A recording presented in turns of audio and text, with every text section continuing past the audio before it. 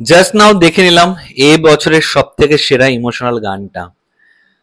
আমি যখন আপডেটটা দিয়েছিলাম যে ধূমকেতু থেকে তাদের দ্বিতীয় গান মা আসতে চলেছে, তো মা এই শব্দটার সাথে না আর অন্য কোনো মুডই যায় না, ইমোশনটাই যায়।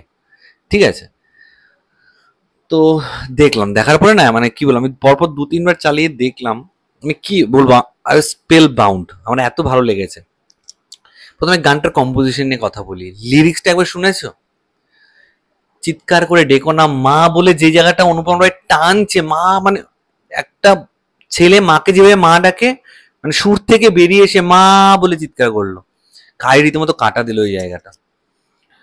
যেমন লিরিক্স সেরকম কম্পোজিশন, এবং অনুপম দা মানে কি বলবো, নিজের কথা নিজের সুরে যা করে না, ম্যাজিক ক্রিয়েট করে।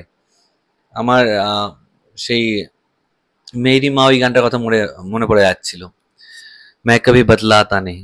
আহ, সবাই জানো আমির খান দর্শিল সফরি, তারে জমিন পর।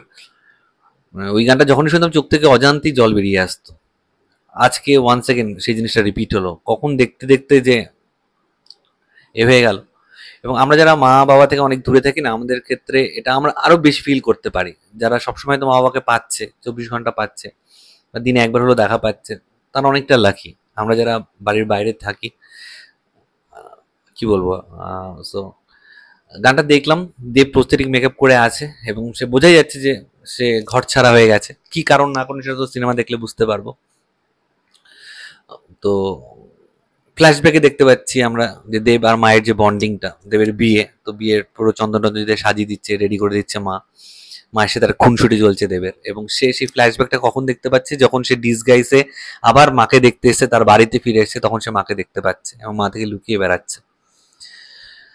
কি বলবো আর কি, মা যেন তাকে দেখতে না পায়। তো কি এমন ঘটেছে যে দেবকে ঘরছাড়া হতে হয়েছে, সে বাড়িতে ফিরতে পারছে না, মাকে যাকে এত ভালোবাসতো সে মার সামনে এসে দাঁড়াতে পারছে না।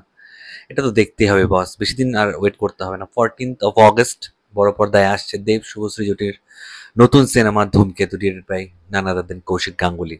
এবং কৌশিক গাঙ্গুলি সিনেমা একটা আলাদা ফিল কাজ করে। যতবার ভিডিও বানিয়েছি ততবার বলেছি, এই ভিডিওতে আরেকবার বললাম, এরপরেও যদি ফার্দার ভিডিও বানাই এই কথাটা, এই লাইনটা আমি বলবো, কৌশিক গাঙ্গুলির প্রত্যেকটা সিনেমা খুব রিলেভেন্ট হয়। যে কোনো যুগে যে কোনো সময় তুমি সেই সিনেমাগুলো দেখতে পারো। যে কোনো ফিল্মোগ্রাফি থেকে যে কোনো একটা সিনেমা তুলে নাও, দেখে মনে হবে যে এটা এই তো রিসেন্ট, আজকেরই সিনেমা। 10 বছর আগের সিনেমা তুমি দেখো, দেখতে পাচ্ছ এখন, মনে হবে এই তো এটা রিসেন্ট, এই বছরেরই সিনেমা। এই ফিলটা থাকে, টপিকগুলো সেরকম হয়।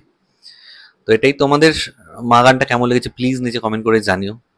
আমি তো আমার যা ছিল বলেই ফেলাম, তোমার সাথে শেয়ার করলাম। এবার তোমাদের কার কি মতামত প্লিজ নিচে কমেন্ট করে জানিও। আর আমার ভিডিও ভালো লেগে থাকলে একটু লাইক কমেন্ট শেয়ার করে দিও। ঠিক আছে, দেখা যাচ্ছে নতুন কোনো ভিডিওতে। টিল দেন ভালো থেকো সবাই, সাবধানে থেকো সবাই, love you all, tata, take care.